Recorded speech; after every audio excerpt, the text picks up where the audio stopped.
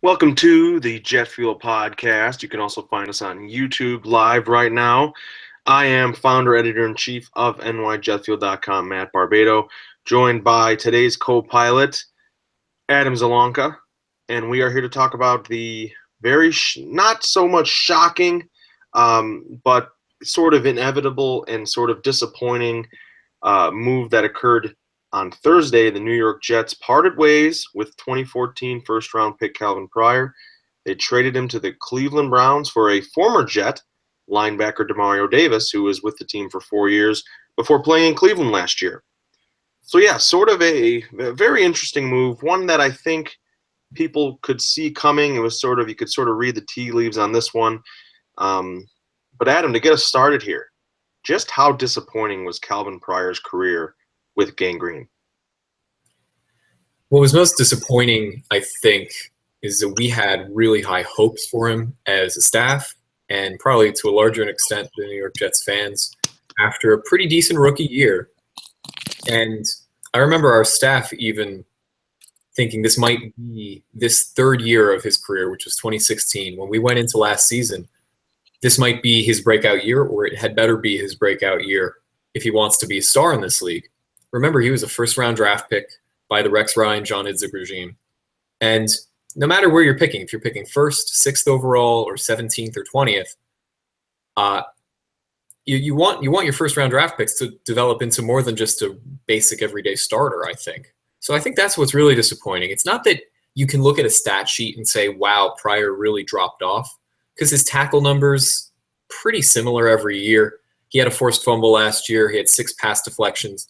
What happened really was that he and Marcus Gilchrist together couldn't stop any pass deeper than 25 yards. They've never helped out the cornerbacks, and that's what really hurt Pryor the most. And that's what led to both of their departures this year, because Bull said, I'm not doing another year of that. Remember, Marcus Gilchrist was released earlier this offseason. And, of course, everybody knows Jamal Adams and Marcus May, 2 safeties were the Jets' 2 first draft picks. So you could tell Bowles is looking for the future and looking at his guys, the people he wants in the building. Reporters have been saying that Bowles never, or rather that the safety Pryor never really clicked with Bowles or his staff or anything of that nature. He was a Rex Ryan pick, if you will. To put a bow on that thought, I don't see a reason Pryor can't revitalize his career in Cleveland. And I think it's really interesting, something that the Browns, see if I could pull it up, with Sashi Brown of the Browns, the executive vice president of football operations in Cleveland. Remember, this is one of the guys, he is one of the Moneyball guys from baseball. Right, analytics guy. The analytics guy that Cleveland brought in, I believe, 2 years ago now. What he said about the trade is that Calvin is a young, experienced safety that has upside. We are pleased to be able to add him to our defensive back room, and just like every player we acquire, we expect him to come in with a hard-working mindset ready to compete. So while most of that's boilerplate, I think that the Browns see something in Calvin that can be revitalized, and to be very honest, I hope that he has a revitalization out there. Yeah, I mean, it's really telling that the Jets, with their secondary issues, were willing to part ways with a former first-round pick and essentially get nothing back for him. I mean, the Jets were going to cut Calvin Pryor if they couldn't get a deal done, and now they do get a decent player back in Demario Davis. But I'm just shocked. I mean, I had really, really high expectations for Calvin Pryor entering his 3rd season. In 2015, he played a lot better. He had 2 interceptions, 69 tackles. He just seemed to be more comfortable on the field. And I just think the problem was the Jets' limitations in the secondary never really allowed him to play his true position as an in-the-box safety. I mean, you remember coming into the 2014 season, his rookie year, the Jets' secondary is an absolute mess. 2015, it was a little bit better, but not so much. And 2016, the secondary was a disaster again, and you saw Pryor being exposed more often in coverage. There was talk about Pryor sort of shifting to outside linebacker, a la Mark Barron, who's he was a converted safety, but I think Pryor was always just meant to be an in the box player, not someone you'd rely upon in coverage very often, and he never really got to play that role because his first and last year in New York, the secondaries were dismal, so they couldn't really be too aggressive with Pryor in the box as a blitzer. That being said, I mean, he started 15 games still and only had 60 tackles, didn't record a sack, only one forced fumble, and that was his only turnover. He didn't have any interceptions. He finishes his Jets career with only 2 interceptions. So I think it speaks volumes that the Jets weren't even, you could sort of see this coming with the Marcus May, Jamal Adams back-to-back picks. Not in that order, obviously, but you could see that coming. You knew they weren't. You think maybe they're going to give him one last chance when they decide not to pick up his 5th-year option. I didn't expect it to come to this, but it speaks of how he's lost favor with Jets brass, and that's sort of disappointing. I mean, it's just another knock on the infamous Idzik 12 draft class. And we're not going to delve into that today, but the only 3 players left from that 12-player class are Quincy Enunwa, Dakota Dozier, and Dexter McDougal. And you could argue that by 2018, the only guy left on the roster from that draft class is going to be Enunwa. So that's just, I mean, Pryor is the face of a failed draft class, and that might be an understatement because this might be one of the worst draft classes in team history. And, it says a lot for the Jets to just sort of give him away. They didn't cut him, at least, but to just say, okay, we will take this linebacker we let walk in free agency last offseason. We will take him back just to get this guy off of our roster and allow our rookies. I mean, the Jets may have 2 better safeties in Jamal Adams and Marcus May than they had in Calvin Pryor, but they're still rookies. So the Jets are sort of taking an enormous risk starting the 2017 season with 2 rookies as your last lines of defense, assuming they both start. So, it's a risky venture, but Pryor was one of the most disappointing players on the field last year. I really thought he would take a big step. Even if the Jets weren't great, I thought he'd take a big step in year 3. I had high expectations for him, and he really did not. He didn't even come close to, meeting them. I want to point out that one of the shocking things is you don't see a ton of trades with players involved 4 weeks after the draft. It's June. This is not really the season where you hear trade talk as much. So it really does reflect on how the Jets see their strategy now that they got these 2 safeties in the first 2 rounds. Also, you don't often see these player-for-player straight-up trades that don't involve any extra compensation or picks, because this is just we're going to get Demario Davis back and give you Calvin Pryor. I think we shouldn't knock Davis too much as like, we'll take you off our hands just so we can get Pryor out of here. Because as you pointed out before, getting somebody is better than just cutting Pryor loose after this season. Imagine if the Jets had to do that. With Davis, I want to bring something up. Something else that we should think about is how this affects not only the safeties but the linebackers. Because a few years ago, before Davis left the Jets in free agency to go to Cleveland, David Harris was already above 30 years old, I believe, at the time, and we were talking about Davis is improving in his 2nd or 3rd years in the league, and here he is. Maybe he's going to come up and be that person to replace Harris when he inevitably retires. Then they drafted Darren Lee last year. No Demario Davis in the building anymore. We put Darren Lee in. Something I found researching really quick before this podcast is, let me see, here it is. Yeah, Mike Mayock. When Darren Lee was coming out of Ohio State, he said that Lee is today's NFL outside linebacker. And the funny thing is, Lee played all inside linebacker all his rookie year. Right. His skill set really might be better suited for the outside. So I'm wondering, not to go too far off track with the Pryor talk, but now the Jets have a new asset back in the building in Demario Davis. Davis spent 1 year with the Bulls regime in Bulls' first year, the year they went 10-6 before Davis left, for 1 season. So he's back. If you're able to put Demario Davis back in the middle as a starter, seeing that Aaron Henderson didn't pan out last year, we don't know what happened to Aaron Henderson, and then keep him in the middle in the 3-4 with David Harris, could the Jets conceivably move Darren Lee to the outside? Yeah, that's an interesting proposition. I don't I don't know how they're going to handle that. David Harris is 33 years old. He's in the last year of his contract.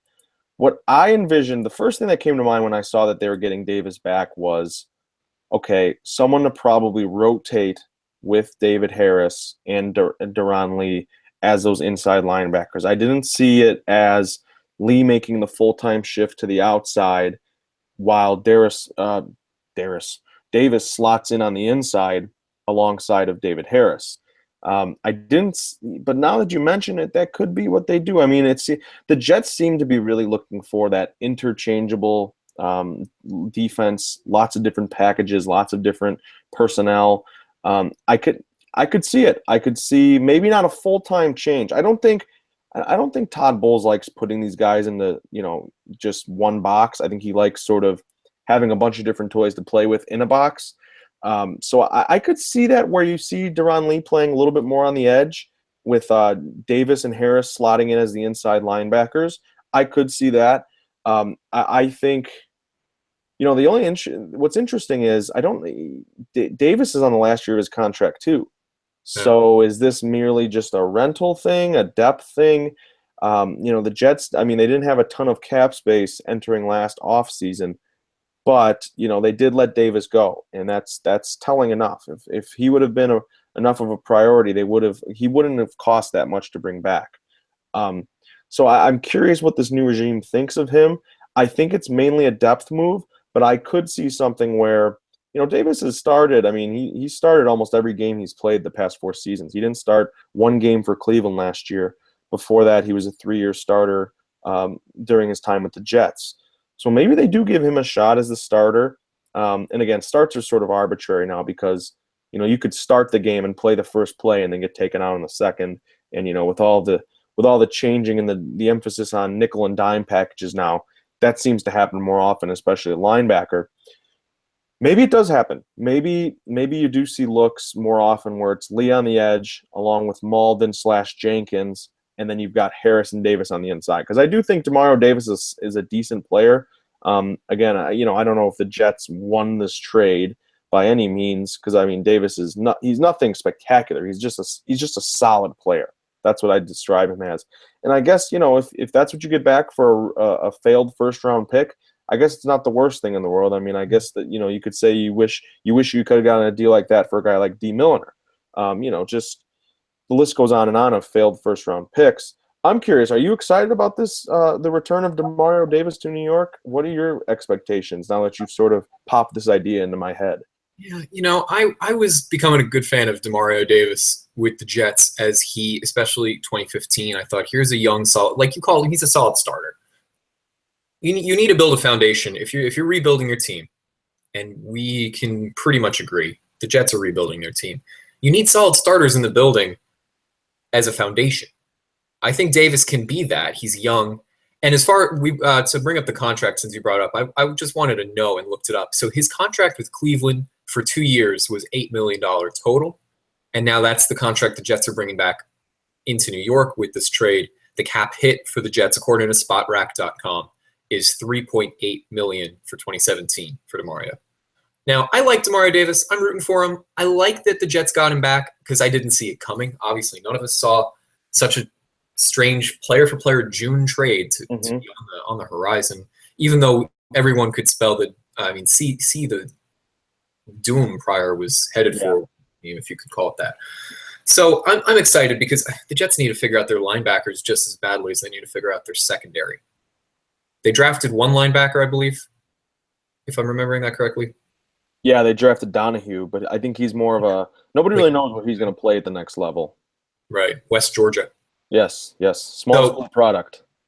The Jets drafted, I think, 4 defensive backs and only 1 potential linebacker. So it was good that they brought him in.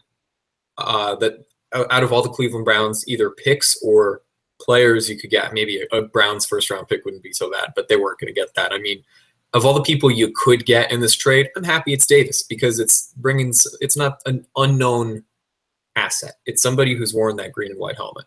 I like that. So, I'm excited in that regard. It's one thing to get a player back. It's another thing to get a player who knows the system at least relatively well, and at least the coaches in the front office are familiar with him. So that is a positive.